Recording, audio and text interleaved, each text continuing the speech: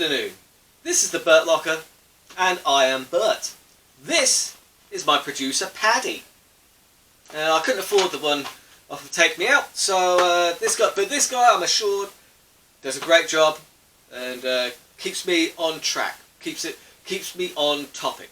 The things that I am looking at this week is my last week's terrible bets. If you don't know what my terrible bets were, have a check out on my Instagram, the Burt Green, _Burt_Green, and hashtag terrible bets, and you'll see all the terrible bets that I made last week. So it might give it some perspective, some context, let's say. I'm also going to have a look at a surprise gem of a video game that I've been playing this week, called Journey to a Savage Planet on Xbox One. It's on Game Pass. But also, and mainly, I am going to be looking at the absolutely catastrophically awful bets that I am putting on UFC 250, because that's coming up tonight. And yeah, it's always fun, for me at least, to play some awful bets just to kind of add a bit of spice to the action. And there's no fun in betting on favourites. I don't believe in that, which is, you know, where a lot of my money, incidentally, goes. Yeah, so last week's terrible bets. You'll be able to see these again on my Instagram. They're also on my YouTube. So by all means, hit subscribe, and you'll be able to see all those videos. They're not long videos. I do just the little segments with the bets, so you'll be able to see them in kind of 60 seconds, and then you'll know what I'm talking about.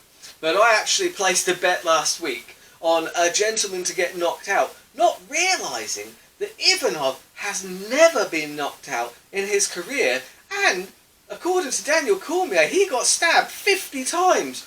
What was I thinking? What the hell was I thinking? If the dude can't even be... If the dude doesn't drop after being stabbed 50 times, then what are the chances of anybody stopping him inside the octagon? You know, it's just... yeah, that was a truly terrible bet, and Sakai let me down. He still got the win, but he did thoroughly let me down.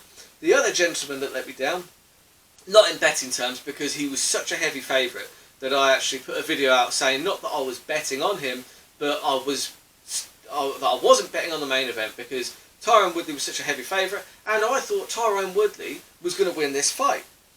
Again, what was I thinking? You are only as good as your last fight. And you look at his last fight against Kamaru Usman, and he looked awful. So, and against Gilbert Burns, if I'm honest, he looked equally bad. And Tyron Woodley is, I said in my video last week, he is an explosive, powerful fighter. But we just haven't seen that lately. I don't know what has been going on with him. He just seems to keep his back against the fence. Michael Bisping kept on bringing it up when he was commentating, and he was bang on. That Woodley just seemed to keep his back against the fence the whole time, circling around, just waiting for kind of one shot, which never came. He needs to actually go out and try and win. I mean, it just didn't seem like he wanted it. And yeah, you know, hopefully he can come back. I'm sure he can, because he is an elite athlete. He really is an elite level athlete, like I say. But he didn't look that way against Gilbert Burns. Yeah, looked awful. So all in all, on that card, no surprises here. I was £25 down. I don't go too heavy on my terrible bets, just to let you know, because they are terrible. They're awful bets, you know, and I like to bet responsibly, bet within my means, and then, you know, nothing can go too far awry. But yeah, so this video game that I stumbled across, because I'm on Xbox Game Pass, which I think is absolutely brilliant, by the way, because it costs an extra £3 a month or something on top of my Xbox Live subscription, and you get like a whole library of games that you can play at any time, and you also get these Xbox Game Pass objectives, right? And if you build up like 6,000 of them, you can trade them in for like a £5 Xbox voucher, which I think is absolutely brilliant. And it's, you know, I'm on furlough leave right now, in a lockdown, so what the hell else am I going to do? You know, just I'm literally burning my way through all those objectives. But one of them, the weekly objective this week, took me to a video game called Journey to a Savage Planet, right? And this game, it's a hidden gem. I hadn't heard about it at all. It was completely off my radar, but my God, it's absolutely brilliant. To describe its kind of gameplay, its genre, I would say it's a kind of first-person exploration, puzzle-solving platformer / shooter, right? Basically, you're trying to find a new habitat for Earth, for humans, and you've been sent by the fourth best interstellar exploration company in the universe. Martin Tweed is the founder. He sends you these hilarious video messages. You just need to go sit down and just watch all the video messages. You get these adverts. One of them is for the Meat Buddy. I think, I'm not 100% sure, but I believe that's the comedian Neil Brennan who's in that advert. I'm not 100% sure. It looks a lot like Neil Brennan, but I mean, I might be wrong, but it looks like him. But either way, watch the Meat Buddy advert.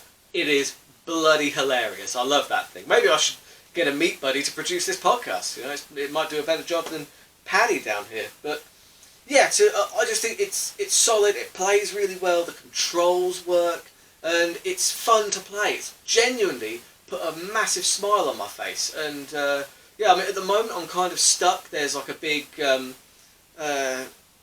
a big kind of boss called the Floop Snot Matriarch. I had to write that down because I couldn't remember that. The Floop Snot Matriarch.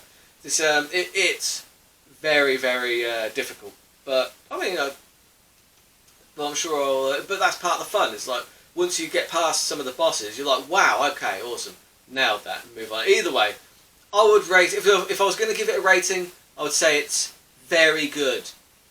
Pick it up. It's only 8 gigabytes. If you're on Xbox Game Pass, nothing to lose. Give it a try. So, UFC 250 is coming up tonight. And as is, you know, my MO, I've placed some truly awful bets. I mean, these could be catastrophic. Again, I don't bet a massive amount on them because why would I? There's a reason I don't call them good bets, alright? Because I generally go with the betting line rather than looking at who's good or who's bad.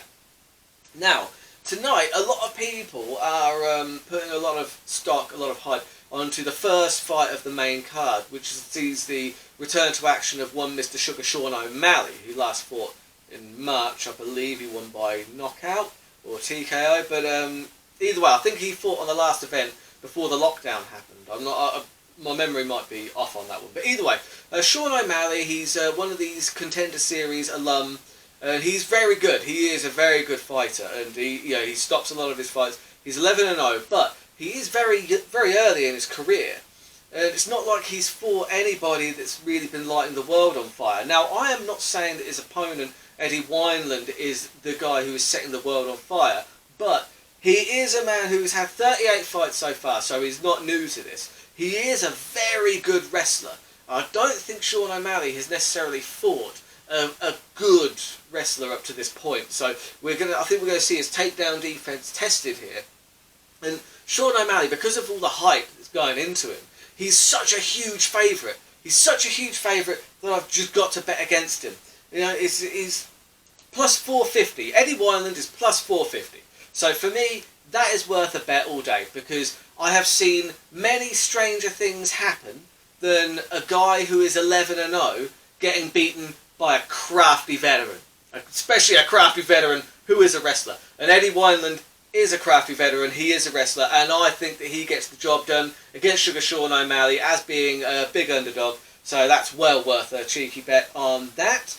I mean, other than that, we've got Rafael Sanso fighting Cody Garbrandt. Now, Cody Garbrandt, he's having some trouble, isn't he? I mean, he looked great against Dominic Cruz, but then he got beaten by Dillashaw twice, and since then, it's kind of like a mental... I mean, Dillashaw obviously was doping heavily, so those losses you can't take with a grain of salt, but he still got stopped in both of those fights, and mentally that seems to have done something to him, because again, he went out in his last fight and I believe got stopped. My memory might be foggy on that one, but I don't remember seeing him again since then. I'm sure he got stopped in his last fight, because he seemed to just kind of go forward. It's almost like he's playing catch-up, in effect. He needs to calm down and go back to what he was doing when he was winning. It's easier said than done, I guess. Especially against a gentleman like Rafael Sanso. Rafael Sanso, he is a very good fighter. You know, he's Brazilian Jiu-Jitsu black belt, I think, and over a third of his wins come by way of submission. He is 11-1 to get the submission on Cody Garbrandt, a man who is by no means unbeatable. By no means. But, you know, Cody Garbrandt's a heavy favourite. meaning that the submission for Rafael Sanzo is 11-1. I love those odds. Give me some of that. Give me some of that action, baby. Is yeah, I mean that could easily happen.